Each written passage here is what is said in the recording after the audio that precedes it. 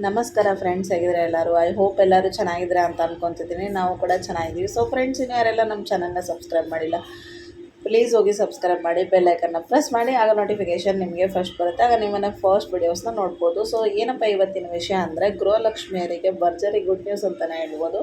So finally 20ನೇ ಕಂತಿನ amount release ಆಗಿದೆ. 20ನೇ ಕಂತಿನ ಅಮೌಂಟ್ ಎಲ್ಲರ ಖಾತೆಗೂ ಜಮೆ ಆಗ್ತಾ ಇದೆ. ಆ್ಯಕ್ಚುಲಿ ಇದು ಗುರುವಾರ ಶುಕ್ರವಾರದಿಂದನೇ ರಿಲೀಸ್ ಸ್ಟಾರ್ಟ್ ಆಗಿದೆ. ನಾನು ಸ್ವಲ್ಪ ವಿಡಿಯೋ ನಿಮಗೆ ಮಾಡಿ ಹೇಳೋದು ಲೇಟ್ ಮಾಡಿದೆ, ಯಾಕಂದರೆ ಸ್ವಲ್ಪ ಫಂಕ್ಷನ್ಸಲ್ಲಿ ಬ್ಯುಸಿ ಇದ್ದೆ. ನೋಡ್ಬೋದು ನನ್ನ ಮೇಲೆ ಮೆಹಂದಿ ಫಂಕ್ಷನ್ಸಲ್ಲಿ ಬ್ಯುಸಿ ಇದ್ದೆ ನಾನು.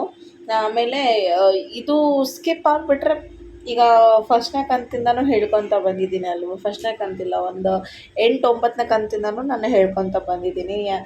ಇದು ಬಿಡೋಕ್ಕೆ ಮನಸ್ಸು ಆಗಲಿಲ್ಲ ನನಗೆ. ಇದು ಒಂದು ಕಂಟಿನ್ಯೂಟಿ ಇರಲಿ ಅಂತ ನಾನು ವಿಡಿಯೋನ ಸ್ಟಾರ್ಟ್ ಮಾಡಿದೆ. ಮತ್ತು ಸ್ಕಿಪ್ ಮಾಡೋದು ಬೇಡ, ಒಂದಿನ 2 ದಿನ ಲೇಟ್ ಆದರೂ ಇದೇನು ಪ್ರೊಸೀಜರ್ ಇನ್ನೂ 1 ವಾರ 10 ದಿನ ತನಕನೂ ಇರುತ್ತಲ್ವ. ಸೊ ನನ್ನ ವಿಡಿಯೋ ನೋಡ್ತಿರೋರಿಗೆ ಒಂದು ಇನ್ಫಾರ್ಮೇಷನ್ ಗೊತ್ತಾಗಲಿ ಅಂತ ನಾನು ವಿಡಿಯೋನ ಮಾಡ್ತಾಯಿದ್ದೀನಿ. ಸೊ ಫ್ರೆಂಡ್ಸ್, 20ನೇ ಕಂತಿನ ಅಮೌಂಟು ಎಲ್ಲರಿಗೂ ರಿಲೀಸ್ ಆಗಿದೆ. ಆ್ಯಕ್ಚುಲಿ ಗುರುವಾರ ಶುಕ್ರವಾರ ಬೆಂಗಳೂರು, ತುಮಕೂರು, ಹಾವೇರಿ, ದಾವಣಗೆರೆ, ಚಿತ್ರದುರ್ಗ, ಆಮೇಲೆ ಸುತ್ತಮುತ್ತ ರಾಣೆಬೆನ್ನೂರು, ಹುಬ್ಳಿ, ಧಾರವಾಡ, ಈ ಥರ ಎಲ್ಲ ಜಿಲ್ಲೆಗಳಿಗೂ ಆಲ್ಮೋಸ್ಟ್ ಬಂದಿದೆ. 60% ಎಲ್ಲರಿಗೂ ಅಮೌಂಟ್ ಬಂದಿದೆ. ಇನ್ನು 40% ಗೃಹಲಕ್ಷ್ಮಿಯರಿಗೆ ರಿಲೀಸ್ ಆಗ್ತಾ ಇದೆ. ಮತ್ತು ಯಾರಿಗೆಲ್ಲ 18ನೇ 19ನೇ ಕಂತು ಬಂದಿಲ್ಲೋ ಅವರಿಗೂ ಎಲ್ಲ ರಿಲೀಸ್ ಮಾಡಿದ್ದಾರೆ ಫ್ರೆಂಡ್ಸ್. ಸೊ ನೀವು ಹೋಗಿ ಬ್ಯಾಂಕಲ್ಲಿ ಚೆಕ್ ಮಾಡ್ಕೋಬೋದು. ಒಂದೊಂದು ಸತಿ ಸ್ಟೇಟ್ಮೆಂಟ್ಸ್ನ ತೆಗೆದು ನೋಡಿ, ಒಂದೊಂದು ಸತಿ ಮೆಸೇಜ್ ಬರೋಲ್ಲ. ಸರ್ವರ್ ಇಶ್ಯೂ ಇರೋದ್ರಿಂದ ಒಂದೊಂದು ಸತಿ ಮೆಸೇಜ್ ಬರೋಲ್ಲ, ಅಮೌಂಟ್ ಬಿದ್ದಿರುತ್ತೆ. ಸೊ ಹಾಗಾಗಿ ನೀವು ಹೋಗಿ ಚೆಕ್ ಮಾಡ್ಕೊಳೋದು ತುಂಬ ಒಳ್ಳೆಯದು. ಆಮೇಲೆ ಮನೆಯಲ್ಲೇ ಕೂತ್ಕೊಂಡು ನೀವು DDP ಮುಖಾಂತರ ಚೆಕ್ ಮಾಡ್ಕೊಳ್ಳಿ.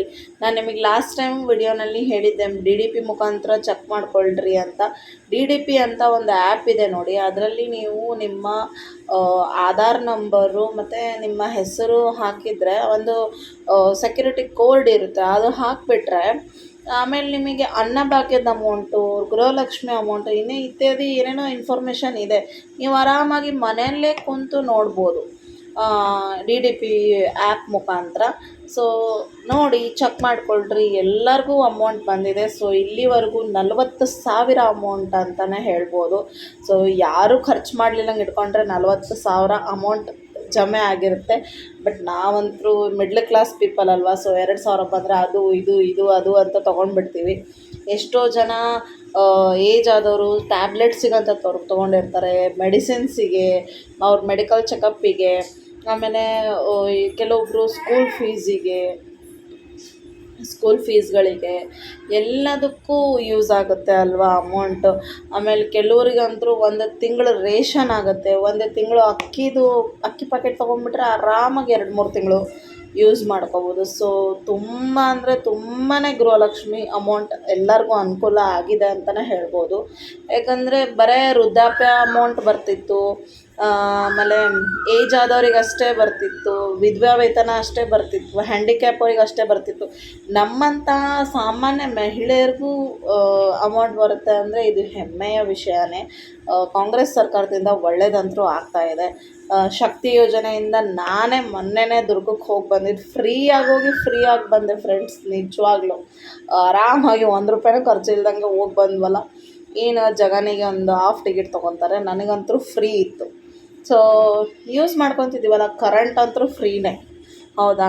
ಎಲ್ಲನೂ ಯೂಸ್ ಆಗ್ತಾಯಿದೆ, ಯೂಸ್ ಮಾಡ್ಕೊತಿದ್ದೀವಿ.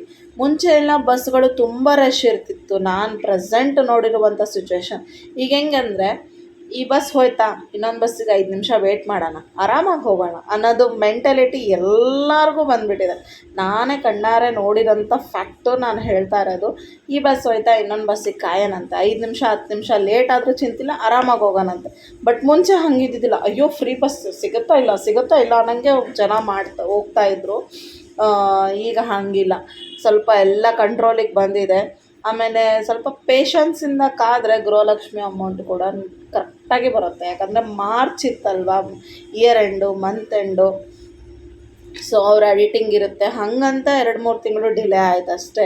ಇವಾಗ ಏಪ್ರಿಲಲ್ಲೂ ಹಾಕಿದ್ದಾರೆ, ಮೇನಲ್ಲೂ ಹಾಕಿದ್ದಾರೆ, ಇವಾಗ ಜೂನಿಗೂ ಹಾಕಿದ್ದಾರೆ. ಏಪ್ರಿಲಲ್ಲಿ ಹಾಕಿದ್ದಿಲ್ಲ, ಮೇನಲ್ಲೇ 2 ಕಂತು ಬಂದಿದೆ. ಈಗ ಜೂನಲ್ಲಿ ಮತ್ತೆ 1 ಕಂತು ಬಂದಿದೆ.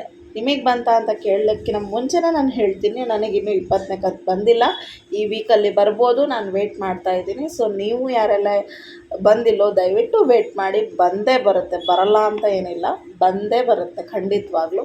ಈ ತಿಂಗಳಿಲ್ಲ ಅಂದರೆ ಮುಂದಿನ ತಿಂಗಳು ಬರುತ್ತೆ. ಸೊ ನಮ್ಮ ಕೌಂಟ್ ಅಂತೂ ಇದ್ದೇ ಇರುತ್ತಲ್ವ, ಸೊ ಎಲ್ಲರಿಗೂ ಬಂದೇ ಬರುತ್ತೆ. ಆಮೇಲೆ ಇಲ್ಲಿವರೆಗೂ 40,000 ಅಮೌಂಟ್ ಆರಾಮಾಗಿ ಗೋಲ್ಡ್ನ ಪರ್ಚೇಸ್ ಮಾಡ್ಬೋದು. ಇಲ್ಲ ಏನು ಬೇಕಾದರೂ ಮನೇಲಿ ಸಾಮಾನುಗಳು ತೊಗೋಬೋದು, T V, fridge, sofa set, ಇಲ್ಲ ಏನು ಬೇಕೋ ಬೇಕಾದಂಥ ನೆನಪು ಉಳಿಯೋವಂಥ ಐಟಮ್ಸ್ಗಳು, ಹೊಲಿಯಲಿಕ್ಕೆ ಮಷೀನು, ಏನೇ ಬೇಕಾದರೂ ತೊಗೋಬೋದು. ಹೌದಾ, ಹೀಗೆ ಯೂಸ್ ಮಾಡ್ಕೊಳ್ಬೋದು ಮತ್ತು ಮಾಡ್ಕೊತಿದ್ದೀರಾ ಅಂತ ಅಂದ್ಕೊತಿದ್ದೀನಿ. ಯಾರಿಗೆಲ್ಲ ಎಷ್ಟೆಲ್ಲ ಯೂಸ್ ಆಗ್ತಾಯಿದೆ ಗೃಹಲಕ್ಷ್ಮಿ ಅಮೌಂಟು ದಯವಿಟ್ಟು ಕಮೆಂಟ್ ಮಾಡಿ ತಿಳಿಸಿ.